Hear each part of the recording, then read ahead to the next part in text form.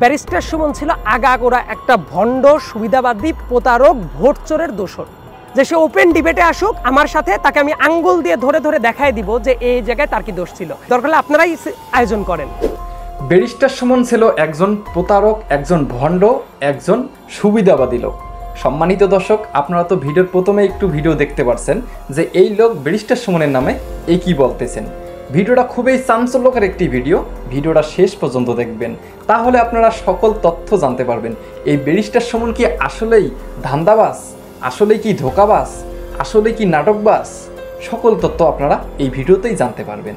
তাহলে চলুন আমরা সেই ভিডিওটা আগে দেখে আসি যে এই লোক কি বক্তব্য দিচ্ছেন ব্যারিস্টার সুমনের নামে, কেন বা এই লোক ব্যারিস্টার সুমনের নামে এই ধরনের কথা বলতেছেন। তো চলুন আগে ভিডিওটা দেখে আসি। চ্যানেলের নতুন হলে অবশ্যই চ্যানেলটি সাবস্ক্রাইব করে নেবেন। ব্যারিস্টার সুমন ছিল আগাগোড়া একটা ভণ্ড সুবিধাবাদী প্রতারক ভোট চোরের দোষর।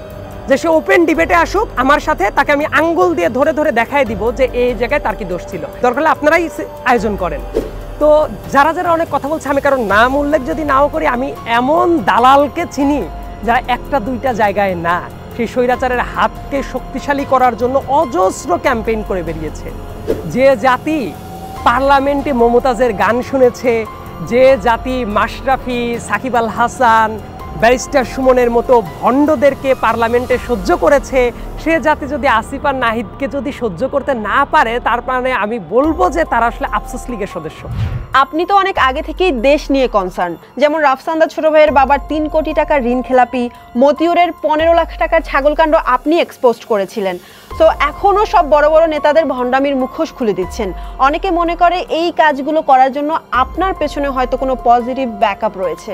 আসলেই খুবই ইন্টারেস্টিং একটা কোশ্চেন। এই কাজগুলো করার ক্ষেত্রে অনেক ক্ষেত্রে আমি বলি, যে মুহূর্তে ঋণ খেলাপিদের ব্যাপার নিয়ে কথা বললাম, বাংলাদেশের অনেক মানুষ কেউ কেউ বলার চেষ্টা করছিল এটা তো পরিবারের ব্যাপার, ব্যাংকের সাথে ওদের সম্পর্ক, এটা নিয়ে আমাদের মাথা ব্যথা করার কি দরকার। কিন্তু মানুষ জানেই না ঋণ খেলাপি হইলে জনগণের টাকা বরখেলাপ হয়। মানে এটা যে পাবলিক মানি, দেখেন এই পাবলিক মানিগুলো যখন উধাও করে নেয়, কেউ এভাবে মেরে কেটে নিজেরা স্বাচ্ছন্দ্যের লাইফ কাটায়, এর মানে হইল এইটার ভুক্তভোগী কারা?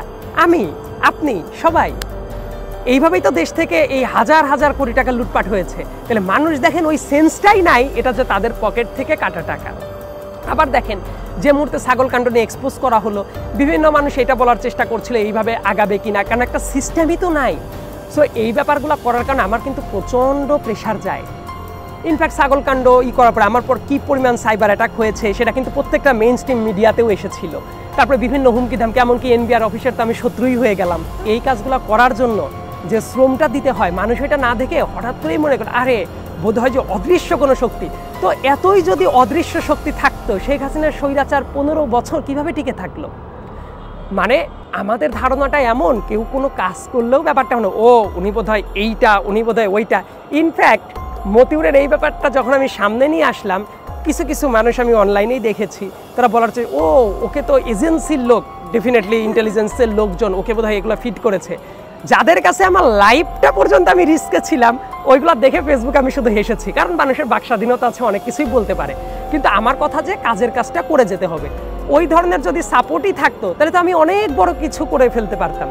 সেটা তো নাই। কিন্তু আমার যেটা চাওয়া, দেখেন এই কাজটা যে করছিলাম আমি, এটা কিন্তু পাবলিক ইন্টারেস্টে। আমি কি মতিউরের একটা ইস্যু থেকে কি কোনো একটা পয়সাও কোনো জায়গা থেকে ইনকাম করেছি, বা ঋণ খেলাপির ওই ইস্যু থেকে? তাহলে আমি পড়তে পারতাম, আমার একটা স্বার্থ আছে, বাট আমি তো সেটাও করি নাই। ব্যারিস্টার সুমন কয়েকদিন আগে ফেসবুক লাইভে মুখ খুলেছেন। তিনি বলেছেন, আপনাদের বুঝতে না পারা আমার ব্যর্থতা, আমিও দেশ সংস্কারের কথা সব সময় বলেছি, কোটা আন্দোলনের পক্ষেই আমি ছিলাম। আপনার কি মনে হয় নতুন কোন উদ্দেশ্য নিয়ে তিনি আবার সবার অ্যাটেনশন পেতে চাচ্ছেন? ব্যারিস্টার সুমনের লাইভের নিচে আমার একটা কমেন্ট আছে, দেখবেন ওই কমেন্টে দেখবেন কয়েক হাজার রিয়াক্ট আছে। ব্যারিস্টার সুমন ছিল আগাগোড়া একটা ভণ্ড সুবিধাবাদী প্রতারক ভোট চোরের দোষর। এই জিনিসটা অনেকে বুঝতে পেরেছে অনেক কম। আপনি মনে রাখবেন একটা ব্যাপার কি, আমাদের ভেতরে একটা গিল্ট ট্রিপ তৈরি করা হয়, একটা কনসেপ্ট, এটা নিয়ে কিন্তু আমি গত বছরই লিখেছিলাম। গিল্ট ট্রিপ ব্যাপারটা হইল অনেক দোষ আছে যেটা সরকারের, আপনাকে বোঝানো হবে এই জন্য তোমরাই দায়ী। লাইক ধরেন বন্যা যখন হয়ে যাবে, রাস্তায় যখন পানি জমবে, একটা শ্রেণী তৈরি হবে যে দেশ আমার, দোষ আমার, এই যে তুমি চিপসের প্যাকেটটা ফেলেছ তুমিই দায়ী। ইন্টারেস্টিং ব্যাপারটা হইল বন্যার পানি কেন জমে বা ঢাকার ভেতরে কেন ওয়াটার ক্লগিং হয়, এটার জন্য দায়ী চিপসের প্যাকেট ফেলা না। এটার জন্য দায়ী হলো ঢাকার আশেপাশে যত খাল ডোবানালা ছিল সব ভরাট করেছে কে? ক্ষমতাসীনরা। এই মেয়রগুলা এটাকে প্যাট্রোনাইজ করেছে। রাজুকের কর্মচারীরা দুর্নীতির জরাগ্রস্ত হয়ে টাকা খেয়ে তাদেরকে সার্টিফিকেশন দিয়েছে। প্রত্যেকটা জায়গায় যদি খাল ডোবানালা নাই থাকে, পানিটা নামবে কোথায়?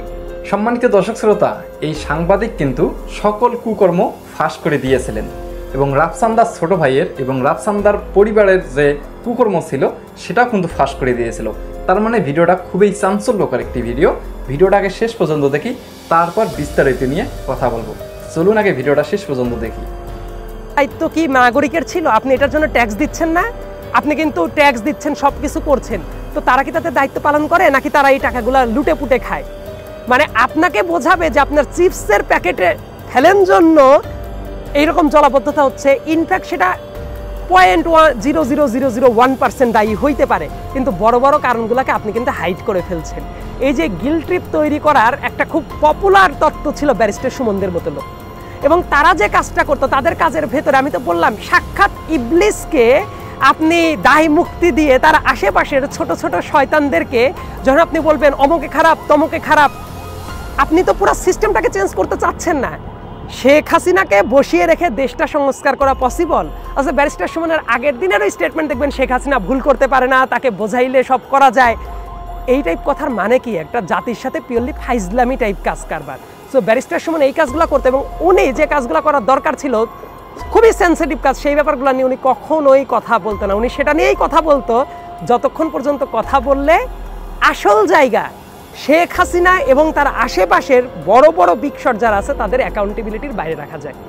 সো ব্যারিস্টার সুমনকে নিয়ে আমি অনেক আগে থেকে এক্সপোজ করেছি, তখন অনেক মানুষ বুঝে নেয়, আমাকে বলেছে আপনি করেন, আপনি কেন করলেন না, বাট হোপফুলি তারা এখন ক্লিয়ারলি বুঝতে পারে।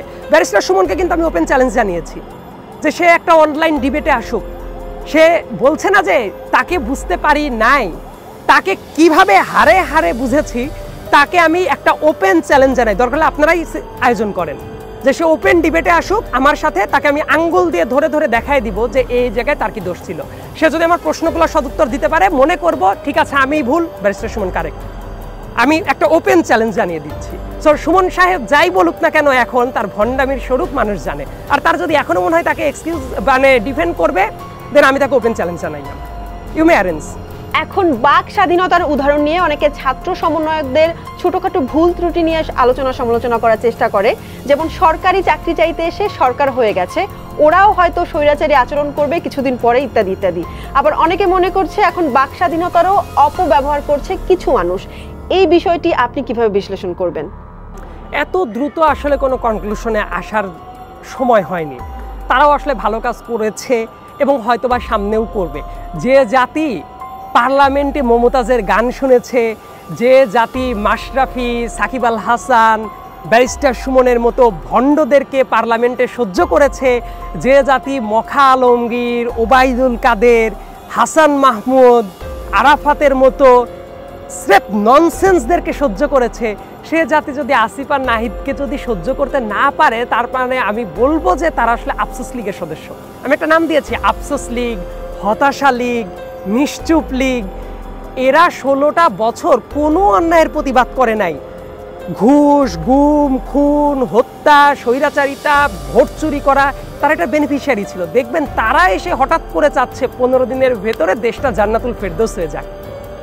একটা জিনিসের কিন্তু সিস্টেম যখন পুরোপুরি কলাপস করে, আপনি দেখেন বাংলাদেশের কোনো ইনস্টিটিউশন ছিল, থানার সব পুলিশকে কেন পালা যাইতে হবে স্বৈরাচারী হাসিনার পতনের সাথে সাথে? কারণ এই পুলিশ জানতো বিগত 15 বছরে যাদের নিয়োগ হয়েছে এরা ক্যাডার ছাড়া, ছাত্রলীগের ক্যাডার ছাড়া কাউকে নিয়োগ দেয় নাই, এবং তারা আসলে ইউনিফর্মের মর্যাদা না, অধিকাংশই যেটা করেছে তারা হাসিনার পারপাসটাকে সার্ভ করেছে। সো ইন দ্যাট সেন্স তারা মনে করেছে দে আর নট সেফ। এমনটা কি হওয়ার কথা ছিল? যে একজন সরকারি চাকুরে, সে তো আসলে কোনো দলের পারপাস সার্ভ করে না। কিন্তু আপনি নিজে বলেন তো যে প্রত্যেকটা অফিস, অধিকাংশ মিডিয়া, প্রত্যেকটা জায়গায় এরা কাদের পারপাস সার্ভ করেছে। সো এই সিস্টেমটা যেহেতু একেবারেই কলাপস হয়ে গিয়েছে, সেই জায়গা থেকে ওভারকাম করার জন্য কিন্তু সময়টা লাগবে। আমার কাছে মনে হয় দেশের জনগণের এইটা সহযোগিতা করা উচিত। একই সাথে যারা সমন্বয়ক আছেন এবং প্রত্যেকেই আছেন, তো আমারই তো ছোট ভাই, আমারই বন্ধু, এবং একই এক্সিস্টেন্সে অনেকেই ক্লোজলি পরিচয় ছিল। আমার যেটা আশা থাকবে তারাও যাতে এই ব্যাপারটা বুঝে যে প্রত্যেকটা মানুষেরই আমরা কি করছি প্রত্যেকটা কাজের কিন্তু একটা ফুল স্টপ, একটা ব্রেকিং পয়েন্ট থাকে। সো ওইটাকেও অতিক্রম করা উচিত না, এবং কে কতটুকুন স্বাধীনতা প্রয়োগ করবে এটাও কিন্তু বোঝাটা জরুরি। মানে কার কোথায় থামতে হয় এই সেন্সটাও থাকা উচিত। দেশের এমন পরিস্থিতিতে ইনফ্লুয়েন্সারদের মধ্যে ভেদাভেদ সৃষ্টি হয়েছে, একে অন্যকে দোষারোপ করছে। যারা ছাত্র আন্দোলনে চুপ ছিল তারা উপর মহলের চাপের কথা বলে নিজেকে নির্দোষ দাবি করছে। এখন আপনার কি বলার আছে এই বিষয়গুলো নিয়ে? তো যারা যারা অনেক কথা বলছে, আমি কারণ নাম উল্লেখ যদি নাও করি, আমি এমন দালালকে চিনি যারা একটা দুইটা জায়গায় না, সেই স্বৈরাচারের হাতকে শক্তিশালী করার জন্য অজস্র ক্যাম্পেইন করে বেরিয়েছে। গুলশানের কোন হোটেলে গিয়ে ৭১ টিভির দালাল সম্পাদক যিনি ছিলেন মোজাম্মেল বাবু, তিনি ছাত্রলীগের রোকরামিরে কোথায় ক্যাম্পেইন করেছে, সিআরআইয়ের এজেন্টে কোথায় কবে গিয়েছে, অন্যান্য জায়গায় কিভাবে প্রচারণা চালিয়েছে, যে জায়গায় ইভেন কোনো সরকারি প্রোগ্রামও না, তাদেরকে যখন জিজ্ঞেস করা গেছে, কিছু ফিমেল কন্টেন্ট ক্রিয়েটর ছিল, তারা কিভাবে শেখ হাসিনার দালালি করেছে, আই নো এভরিথিং। আমি কিন্তু অনেক ক্ষেত্রে যেহেতু সোশ্যাল মিডিয়া বিভিন্ন কাজ নিয়ে আমার কিছু রিসার্চের জায়গাটা আছে, অনেক ক্ষেত্রে তারা এসে এখন নেকা কান্না শুরু করেছে, আমার পর থ্রেট ছিল, অমুক ছিল, তমুক ছিল। আপনি মনে রাখবেন, আপনি নিজেই যদি দাসত্ব বরণ করতে চান, আপনি অটোমেটিক দাসত্বের সার্কেলে আপনি ঢুকেই যাবেন। কেন ওই রেজিমেও এমন কিছু কিছু কন্টেন্ট ক্রিয়েটর ছিল না যারা আসলে কখনো তোষামোদি করে নাই? আপনি তো নিজের সুবিধার জন্য, আপনি কি মনে করেছেন অমক মন্ত্রীর কাছে গিয়ে একটা ছবি তুললে আপনার জন্য সুবিধা, অমক মন্ত্রীর একটু প্রচারণা চালাইলে আপনার জন্য সুবিধা? তা আপনি কি নিজের সুবিধাটা আদায় করেন নাই? এরকম কন্টেন্ট ক্রিয়েটর নাই? আর যারা এখন এক্সকিউজ দিচ্ছে, হ্যাঁ অনেক ক্ষেত্রে কিছু থ্রেট থাকতে পারে, কিন্তু সেই থ্রেটটাকে কিভাবে অতিক্রম করতে হয় সেটা তাদের জানা উচিত ছিল। তারা সবসময় বাধ্য হয়ে প্রচার চালিয়েছে, ব্যাপারটা এমন না। আমি আপনাদেরকে ডকুমেন্ট দেখিয়ে দিতে পারবো যে তারা নিজেরা স্বপ্রণোদিত হয়ে কবে, কোথায়, কার সাথে কিভাবে প্রচারণা চালিয়েছে, এই ব্যাপারগুলো ফ্যাক্ট। দেশের মানুষ যারা আছে এদের ভুলে যাওয়ার কথা না। এবং এখন কিন্তু ডিজিটাল এভিডেন্স খুবই ভায়াবল থাকে, সবার কাছে প্রমাণ থাকে। কাজেই আমি চাই তারাও কাজ করুক, তারা ভুল স্বীকার করুক এবং নিজেরা ভালো কাজ করুক, সেটা আমি এক্সপেকটেশন থাকবে। কিন্তু তারা যে ধরনের কাজ করেছে, মিথ্যা এক্সকিউজ দিয়ে যদি মনে করেন আমরা ফেরেস্তা ছিলাম, সরি, এটা রং এক্সকিউজ। সম্মানিত দর্শক শ্রোতা, আপনারা তো এই লোকের মানে এই সাংবাদিকের বক্তব্যগুলো শুনতে পারলেন যে ব্যারিস্টার সুমন আসলেই একজন ভণ্ড। আমরাও ব্যারিস্টার সুমনকে চিনতে ভুল করেছিলাম, শুধু আমি না, ব্যারিস্টার সুমনের যারা ভক্ত ছিল সবাই কিন্তু ব্যারিস্টার সুমনকে চিনতে ভুল করেছেন।